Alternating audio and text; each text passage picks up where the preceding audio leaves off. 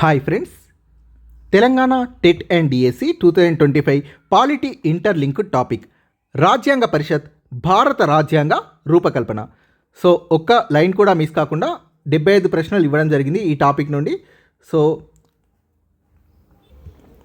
Part 1 ఇది.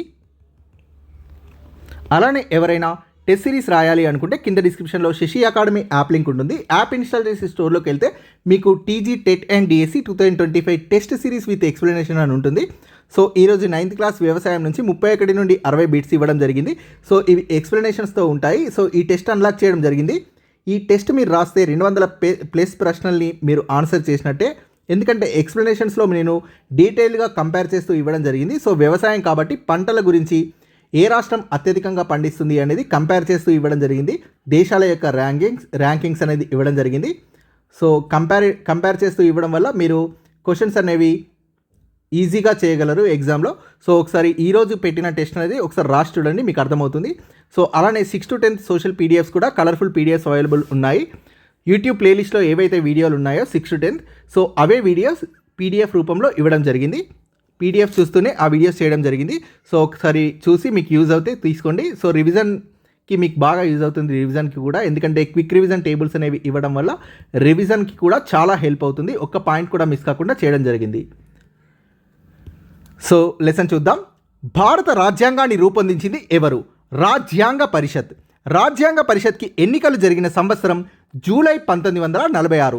రాజ్యాంగ పరిషత్లో మొత్తం ఎంతమంది ప్రతినిధులు ఉన్నారు? 389 మంది ప్రతినిధులు రాజ్యాంగ పరిషత్లో ఉన్నారు. రాజ్యాంగ పరిషత్ ప్రతినిధుల్లో ఈ 389 మందిలో సో బ్రిటిష్ పాలిత ప్రాంతాల నుండి 292 మంది, సంస్థానాల నుండి 93 మంది, చీఫ్ కమిషనర్ ప్రావిన్స్ నుండి 4. సో మొత్తం 389 మంది రాజ్యాంగ పరిషత్కి ప్రాతినిధ్యం వహించారు. రాజ్యాంగ పరిషత్కు బ్రిటిష్ పాలిత ప్రాంతాల నుండి ప్రాతినిధ్యం వహించినది 292 మంది, సంస్థానాల నుండి 93 మంది, చీఫ్ కమిషనర్ ప్రావిన్సుల నుండి 4 ప్రాతినిధ్యం వహించారు. సో ఇలా మొత్తం 389 మంది రాజ్యాంగ పరిషత్కి ప్రాతినిధ్యం వహించారు. బ్రిటిష్ పాలిత ప్రాంతాల ప్రతినిధులు 292 మంది ప్రాతినిధ్యం వహించగా వీరిలో సాధారణ స్థానాల నుండి 210 మంది, ముస్లిం స్థానాల నుండి 78 మంది, సిక్కు స్థానాల నుండి 4 ప్రాతినిధ్యం వహించారు. సో మొత్తం బ్రిటిష్ పాలిత ప్రాంతాల నుండి ప్రతినిధులు 292 మంది. రాజ్యాంగ పరిషత్కి బ్రిటిష్ పాలిత ప్రాంతాలకు చెందిన ప్రతినిధుల్లో సాధారణ స్థానాల నుండి ఎన్నికైంది 210 మంది. బ్రిటిష్ పాలిత ప్రాంతాలకు చెందిన ప్రతినిధుల్లో ముస్లిం స్థానాల నుండి ఎన్నికైంది 78 మంది. రాజ్యాంగ పరిషత్కి బ్రిటిష్ పాలిత ప్రాంతాలకు చెందిన ప్రతినిధుల్లో సిక్కు స్థానాల నుండి ఎన్నికైంది 4. రాజ్యాంగ పరిషత్ ఎన్నికల్లో బ్రిటిష్ పాలిత ప్రాంతాల్లో సాధారణ స్థానాల నుండి ఎన్నికైనది 210 మంది ప్రతినిధులు కాగా ఇందులో కాంగ్రెస్ నుంచి 199, యూనియనిస్ట్ పార్టీ ఆఫ్ పంజాబ్ నుండి 2, కమ్యూనిస్టుల నుండి 1, షెడ్యూల్డ్ కులాల సమాఖ్య నుండి 2, స్వతంత్రులు 6. సో మొత్తం 210 మందిలో పార్టీల వైజ్గా ఈ డీటెయిల్స్. రాజ్యాంగ పరిషత్ ఎన్నికల్లో బ్రిటిష్ పాలిత ప్రాంతాల్లో సాధారణ స్థానాల నుండి జరిగిన ఎన్నికల్లో కాంగ్రెస్ గెలుపొందిన స్థానాలు 199. రాజ్యాంగ పరిషత్ ఎన్నికల్లో బ్రిటిష్ పాలిత ప్రాంతాల్లో సాధారణ స్థానాల నుండి జరిగిన ఎన్నికల్లో యూనియనిస్ట్ పార్టీ ఆఫ్ పంజాబ్ 2 స్థానాలు గెలుపొందింది, కమ్యూనిస్టులు 1 స్థానం, షెడ్యూల్డ్ కులాల సమాఖ్య 2 స్థానాలు, అలానే స్వతంత్రులు 6 స్థానాలు గెలుపొందారు. సో ఇలా మొత్తం 210లో పార్టీల వైజ్గా ఇచ్చిన డీటెయిల్స్ ఇవి. సో ముస్లిం స్థానాల నుండి ఎన్నికైన ప్రతినిధులు 78 మంది బ్రిటిష్ పాలిత ప్రాంతాల్లో. సో ఈ ముస్లిం స్థానాల నుండి ఎన్నికైన ప్రతినిధుల్లో ముస్లిం లీగ్ నుండి 73 మంది, కాంగ్రెస్ నుండి 3, యూనియనిస్ట్ పార్టీ ఆఫ్ పంజాబ్ నుండి 1, ప్రజా పార్టీ ఆఫ్ బెంగాల్ నుండి 1, ఇలా 78 మంది ముస్లిం స్థానాల నుండి ఎన్నికైన ప్రతినిధుల్లో పార్టీల వైజ్ డీటెయిల్స్ ఇవి. రాజ్యాంగ పరిషత్ ఎన్నికల్లో బ్రిటిష్ పాలిత ప్రాంతాల్లో ముస్లిం స్థానాల నుండి జరిగిన ఎన్నికల్లో ముస్లిం లీగ్ గెలుపొందినవి 73 స్థానాలు. బ్రిటిష్ పాలిత ప్రాంతాల్లో ముస్లిం స్థానాల నుండి జరిగిన ఎన్నికల్లో కాంగ్రెస్ గెలుపొందినవి 3 స్థానాలు. ముస్లిం స్థానాల నుండి జరిగిన ఎన్నికల్లో ఒకే ఒక్క స్థానం గెలుచుకున్న పార్టీలు యూనియనిస్ట్ పార్టీ ఆఫ్ పంజాబ్ మరియు ప్రజా పార్టీ ఆఫ్ బెంగాల్. ఈ 2 కూడా ముస్లిం స్థానాల నుండి జరిగిన ఎన్నికల్లో ఒక్కొక్క స్థానాన్ని గెలుచుకున్నాయి. సో ఇందులో అత్యధికంగా గెలుచుకున్నది ముస్లిం లీగ్ పార్టీ 73 స్థానాలు, కాంగ్రెస్ 3 స్థానాలు ముస్లిం స్థానాల నుండి గెలుచుకున్నాయి.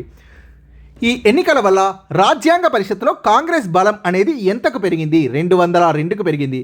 సో 199 బ్రిటిష్ పాలిత ప్రాంతాల్లో సాధారణ స్థానాల నుండి గెలుపొందగా 3 స్థానాలు ముస్లిం స్థానాల నుండి గెలుపొందింది. సో ఇక్కడ చూస్తే కాంగ్రెస్ పార్టీ సాధారణ స్థానాల నుండి 199, అలానే ముస్లిం స్థానాల నుండి 3 స్థానాలని గెలుపొందింది. సో 199 + 3 202. బ్రిటిష్ ప్రభుత్వం తాము ఏ సామాజిక వర్గాన్ని కానీ లేదా మతాన్ని కానీ రాజ్యాంగాన్ని ఆమోదించమని బలవంతం చేయలేదు అని ప్రకటించిన తేదీ సెప్టెంబర్ 6, 1946. రాజ్యాంగ సభకు హాజరు కావడానికి తిరస్కరించినది ముస్లిం లీగ్. తమకు మరొక రాజ్యాంగ పరిషత్ ఉండాలని పట్టుబట్టిన పార్టీ ముస్లిం లీగ్. రాజ్యాంగ పరిషత్ తొలి సమావేశం జరిగినది డిసెంబర్ 9, 1946. రాజ్యాంగ పరిషత్కి ప్రొటెం స్పీకర్ అంటే తాత్కాలిక స్పీకర్గా వ్యవహరించినది సచ్చిదానంద సిన్హా. చారిత్రాత్మక లక్ష్యాల తీర్మానం ఆబ్జెక్టివ్ రిజల్యూషన్ని ప్రవేశపెట్టినది జవహర్లాల్ నెహ్రూ. లక్ష్యాల తీర్మానాన్ని రాజ్యాంగ పరిషత్తులో ప్రవేశపెట్టినది తేదీ డిసెంబర్ 13, 1946. భారతదేశాన్ని ఒక సార్వభౌమాధికార స్వతంత్ర ప్రజాస్వామ్య గణతంత్ర రాజ్యంగా రూపొందించమని రాజ్యాంగ పరిషత్కి విన్నవించినది జవహర్లాల్ నెహ్రూ. రాజ్యాంగ పరిషత్కి అధ్యక్షుడిగా ఎన్నికైంది రాజేంద్ర ప్రసాద్. లార్డ్ మౌంట్ బాటన్ దేశ విభజన ప్రకటన చేసినది జూన్ 3, 1947. దేశ విభజన తర్వాత రాజ్యాంగ పరిషత్ సంఖ్యాబలం తగ్గడానికి కారణం ముస్లిం లీగ్ వేరుపడడం. రాజ్యాంగ రచనలో క్రియాశీలకంగా పాల్గొన్న మేధావులు డాక్టర్ బిఆర్ అంబేద్కర్, మౌలానా ఆజాద్, శ్యామ్ ప్రసాద్ ముఖర్జీ, దుర్గాబాయ్ దేశ్ముఖ్, సరోజిని నాయుడు, విజయలక్ష్మి పండిట్, రాజ్ కుమారి అమృత్ కౌర్, జగ్జీవన్ రామ్. సో వీరందరూ క్రియాశీలకంగా రాజ్యాంగ రచనలో పాల్గొన్న మేధావులు. రాజ్యాంగ రచన కోసం రాజ్యాంగ పరిషత్ ఏర్పరిచిన కమిటీలు 22. ఈ 22 కమిటీల్లో రాజ్యాంగ ముసాయిదా కమిటీకి నాయకత్వం వహించినది డాక్టర్ బిఆర్ అంబేద్కర్. రాజ్యాంగ పరిషత్లో విధాన నిర్ణాయక కమిటీలు 10 కాగా విషయ నిర్ణాయక కమిటీలు 12. రాజ్యాంగ పరిషత్తులో ప్రధాన కమిటీలు: కేంద్ర ప్రభుత్వ అధికారాల కమిటీ జవహర్లాల్ నెహ్రూ అధ్యక్షుడు, కేంద్ర రాజ్యాంగ విధాన కమిటీకి నెహ్రూ, రాష్ట్ర ప్రొవిన్షియల్ రాజ్యాంగ విధాన కమిటీకి అధ్యక్షుడు వల్లభాయ్ పటేల్, ముసాయిదా రాజ్యాంగ కమిటీ అధ్యక్షుడు డాక్టర్ బిఆర్ అంబేద్కర్, ప్రాథమిక హక్కుల సబ్ కమిటీ ఇది సలహా సంఘంలో ఉప కమిటీ. సో ప్రాథమిక హక్కుల సబ్ కమిటీకి అధ్యక్షుడు జేబీ కృపలాని, అల్పసంఖ్యాక వర్గాల ఉపసంఘం అధ్యక్షుడు హెచ్సి ముఖర్జీ, గిరిజన ప్రాంతాల సబ్ కమిటీ సలహా సంఘంలో ఉప కమిటీ ఇది.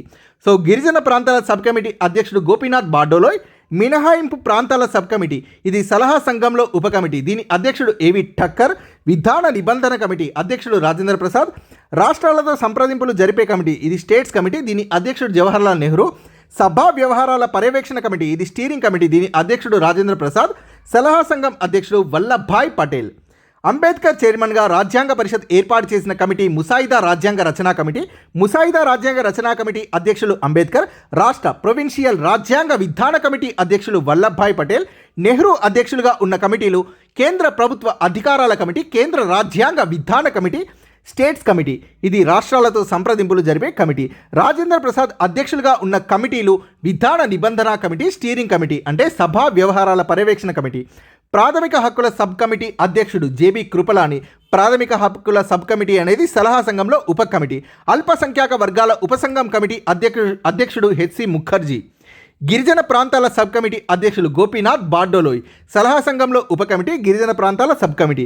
మినహాయింపు ప్రాంతాల సబ్ కమిటీ అధ్యక్షులు ఏవి ఠక్కర్. సలహా సంఘంలో ఉప కమిటీ, మినహాయింపు ప్రాంతాల సబ్ కమిటీ. రాజ్యాంగ రచనా కమిటీలో సభ్యులు Alladi Krishnaswami Ayyar, N Gopalaswami Ayyangar, Syed Saadulla, doctor K M Munshi, B L Mitter మరియు డిపి ఖైతాన్లు రాజ్యాంగ రచనా కమిటీలో సభ్యులు. బిఎల్ మిత్తర్ అనారోగ్యానికి గురి కావడంతో రాజ్యాంగ పరిషత్ అధ్యక్షుడైన రాజేంద్ర ప్రసాద్ రాజ్యాంగ కమిటీలోకి ఎవరిని నామినేట్ చేశాడు? ఎన్ మాధవరావుని బిఎల్ మిత్తర్ ప్లేస్లో నామినేట్ చేయడం జరిగింది రాజేంద్ర ప్రసాద్. రాజ్యాంగ పరిషత్కి అధ్యక్షుడు. డిపి ఖైతాన్ మరణంతో ఖాళీ అయిన స్థానంలో నియమించబడినది టిటి కృష్ణమాచారి. కమిటీకి ప్రధాన రాజ్యాంగ సలహాదారు బెనగల్ నరసింహారావు. రాజ్యాంగ ముసాయిదాను తయారు చేసినది రాజ్యాంగ పరిషత్. రాజ్యాంగ ముసాయిదాను ప్రజల్లో చర్చ కోసం విడుదల చేసిన తేదీ ఫిబ్రవరి 1948. ముసాయిదా రాజ్యాంగంపై 7,635 సవరణలు ప్రతిపాదించగా వాటిలో ఆమోదం పొందినవి 2,473. రాజ్యాంగ ముసాయిదా ఆమోదానికి ముందు అతి సునిశితంగా అధ్యయనం చేసిన కాలం 14 నవంబర్ 1949 నుండి 26 నవంబర్ 1949 వరకు. భారత రాజ్యాంగాన్ని రాజ్యాంగ సభ ఆమోదించిన తేదీ నవంబర్ 26, 1949 కాగా అమల్లోకి వచ్చినది జనవరి 26, 1950. భారత రాజ్యాంగానికి మూలాధారాలు. భారత ప్రభుత్వ చట్టాలు 1935 నుండి అఖిల భారత సమాఖ్య వ్యవస్థ యూపీఎస్సీ అంటే union public service commission, governor, ఏకీకృత న్యాయ వ్యవస్థలను భారత ప్రభుత్వ చట్టం 1935 నుండి తీసుకోవడం జరిగింది. బ్రిటిష్ రాజ్యాంగం, పార్లమెంటరీ సంప్రదాయాలు, సమన్యాయ పాలన, క్యాబినెట్ ప్రభుత్వం, శాసన నిర్మాణ శాఖ, కార్యనిర్వాహక వర్గ సంబంధాలు, ఏక పౌరసత్వం, నామమాత్రపు కార్యనిర్వాహక అధికారం తదితర అంశాలు, వెస్ట్ మినిస్టర్ నమూనా, ద్విసభా పద్ధతి, రిట్ అధికారాల్ని బ్రిటిష్ రాజ్యాంగం నుంచి గ్రహించారు. అమెరికా రాజ్యాంగం నుండి ప్రాథమిక హక్కులు, న్యాయ సమీక్ష అధికారం, రాష్ట్రపతిని తొలగించే మహాభియోగ తీర్మానం, రాష్ట్రపతి ఉపరాష్ట్రపతి తొలగింపు ప్రక్రియ పద్ధతులు తదితర అంశాలకు సంబంధించిన నిబంధనల్ని అమెరికా రాజ్యాంగం నుండి గ్రహించారు. ఐర్లాండ్ రాజ్యాంగం నుంచి ఆదేశిక సూత్రాలకు సంబంధించిన అంశాల్ని రాజ్యాంగంలోకి తీసుకోవడం జరిగింది. జర్మనీ రాజ్యాంగం నుండి రాష్ట్రపతి అత్యవసర పరిస్థితి అధికారాలకు సంబంధించిన నిబంధనలు, రాష్ట్రపతి ఎన్నిక పద్ధతి, రాజ్యసభకు నామినేటెడ్ సభ్యుల్ని జర్మనీ రాజ్యాంగం నుండి గ్రహించారు. ఆస్ట్రేలియా రాజ్యాంగం నుండి ఉమ్మడి జాబితా, వ్యాపార వాణిజ్యాలు, రవాణా, పార్లమెంటు ఉభయ సభల సంయుక్త సమావేశం తదితర అంశాల్ని ఆస్ట్రేలియా రాజ్యాంగం నుండి తీసుకున్నారు. జపాన్ రాజ్యాంగం నుండి జీవించే హక్కు, స్వేచ్ఛా హక్కుకు సంబంధించిన నిర్వర్తన నిబంధన, చట్టం నిర్ధారించిన పద్ధతిని జపాన్ నుండి గ్రహించారు. కెనడా రాజ్యాంగం నుంచి శక్తివంతమైన కేంద్రంతో గల సమాఖ్య వ్యవస్థ రూపం, అవశిష్ట అధికారాలు, సుప్రీంకోర్టు సలహాపూర్వక అధికారాలు, గవర్నర్ నియామకంని కెనడా రాజ్యాంగం నుంచి గ్రహించారు. దక్షిణాఫ్రికా రాజ్యాంగం, రాజ్యాంగ సవరణ పద్ధతికి సంబంధించిన అంశాలు, రాజ్యసభ సభ్యుల ఎన్నిక పద్ధతిని దక్షిణాఫ్రికా రాజ్యాంగం నుండి గ్రహించారు. ఫ్రెంచి రాజ్యాంగం, గణతంత్ర రాజ్య భావన, స్వేచ్ఛా, సమానత్వం, సౌభ్రాతృత్వం తదితర ఆదర్శాలని ఫ్రెంచ్ లేదా ఫ్రాన్స్ రాజ్యాంగం నుండి గ్రహించారు. ఐర్లాండ్ రాజ్యాంగం నుండి భారత రాజ్యాంగంలో పొందుపరిచినవి ఆదేశక సూత్రాలు. శక్తివంతమైన కేంద్రంతో గల సమాఖ్య వ్యవస్థను రాజ్యాంగం నుండి స్వీకరించారు? కెనడా రాజ్యాంగం నుండి. ఉమ్మడి జాబితాను ఆస్ట్రేలియా నుండి స్వీకరించారు. ప్రాథమిక హక్కులను అమెరికా రాజ్యాంగం నుండి స్వీకరించారు. రాజ్యాంగ సవరణ పద్ధతికి సంబంధించిన అంశాలను సౌత్ ఆఫ్రికా లేదా దక్షిణాఫ్రికా నుండి స్వీకరించారు. గణతంత్ర రాజ్య భావన, స్వేచ్ఛ, సమానత్వం, సౌభ్రాతృత్వం తదితర ఆదర్శాలని ఏ రాజ్యాంగం నుండి స్వీకరించారు? ఫ్రెంచ్ లేదా ఫ్రాన్స్ రాజ్యాంగం నుండి. అవశిష్ట అధికారాలను కెనడా రాజ్యాంగం నుండి గ్రహించారు. గవర్నర్ నియామకంను కెనడా రాజ్యాంగం నుండి గ్రహించారు. న్యాయ సమీక్షాధికారంను అమెరికా రాజ్యాంగం నుండి గ్రహించారు. మహాభియోగ తీర్మానం, రాష్ట్రపతి ఉపరాష్ట్రపతి తొలగింపు ప్రక్రియ పద్ధతుల్ని అమెరికా రాజ్యాంగం నుండి స్వీకరించారు. జీవించే హక్కు, స్వేచ్ఛా హక్కుకు సంబంధించిన చట్టం నిర్ధారించిన పద్ధతిని జపాన్ రాజ్యాంగం నుండి స్వీకరించారు. ఏక పౌరసత్వంను బ్రిటిష్ రాజ్యాంగం నుండి స్వీకరించారు. పార్లమెంటరీ సంప్రదాయాలు, సమన్యాయ పాలన, క్యాబినెట్ ప్రభుత్వం, శాసన నిర్మాణ శాఖ, కార్యనిర్వాహక వర్గ సంబంధాల్ని బ్రిటిష్ రాజ్యాంగం నుండి స్వీకరించారు. రాజ్యసభ సభ్యుల ఎన్నిక పద్ధతిని ఏ రాజ్యాంగం నుండి గ్రహించారు? దక్షిణాఫ్రికా రాజ్యాంగం నుండి గ్రహించారు. రాజ్యసభకు నామినేటెడ్ సభ్యుల్ని నియమించే విధానాన్ని ఏ రాజ్యాంగం నుండి గ్రహించారు? జర్మనీ రాజ్యాంగం నుండి గ్రహించారు. ఏక పౌరసత్వంను ఏ రాజ్యాంగం నుండి గ్రహించారు? బ్రిటిష్ రాజ్యాంగం నుండి గ్రహించారు. ద్విసభా పద్ధతిని ఏ రాజ్యాంగం నుండి గ్రహించారు? బ్రిటిష్ రాజ్యాంగం నుండి గ్రహించారు. పార్లమెంటు ఉభయ సభల సంయుక్త సమావేశంను ఏ రాజ్యాంగం నుండి గ్రహించారు? ఆస్ట్రేలియా రాజ్యాంగం నుండి గ్రహించారు. సుప్రీంకోర్టు సలహాపూర్వక అధికారాల్ని ఏ రాజ్యాంగం నుండి గ్రహించారు? కెనడా రాజ్యాంగం నుండి గ్రహించారు. పార్లమెంటు ఉభయ సభల సంయుక్త సమావేశంను ఏ రాజ్యాంగం నుండి గ్రహించారు? ఆస్ట్రేలియా రాజ్యాంగం నుండి గ్రహించారు. భారత రాజ్యాంగంలోని ఎన్నో నిబంధనల్ని, లక్షణాల్ని ఇతర రాజ్యాంగాల ఆధారంగా రూపొందించడంతో దీన్ని ఏ విధంగా విమర్శించారు? రాజ్యాంగాన్ని అరువుల మూటగా, బండిల్ ఆఫ్ బ్యారోయింగ్స్గా విమర్శించారు. రిట్ అధికారాల్ని ఏ రాజ్యాంగం నుండి గ్రహించారు? బ్రిటిష్ రాజ్యాంగం నుండి గ్రహించారు. Thank you friends. Please subscribe this channel. ఒకవేళ మీకు వీడియో కనుక నచ్చినట్లయితే లైక్ చేయండి friends. Thank you very much.